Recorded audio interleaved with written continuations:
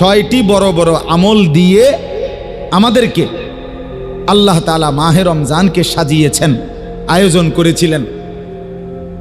এই আয়োজনে আল্লাহ তাআলা আমাদেরকে, কথাটা খেয়াল করেন, রমজান মাসের 2 মাস আগে রজব মাসের চাঁদ ওঠার পরেই ইমাম সাহেবরা মনে করাই দিছে যে বেশি বেশি দোয়া করতে শুরু করেন, আর রমজান পর্যন্ত হায়াত চান। আল্লাহুম্মা বারিক লানা ফি রাজাবা ওয়া শাবান ওয়া বাল্লিগনা রমাদান।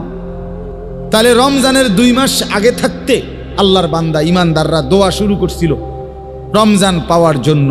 কিন্তু ওই 2 মাসে দোয়া করতে করতে দোয়া অবস্থায়ও অসংখ্য মানুষ রমজান পায় নাই, কবরে চলে গেছে।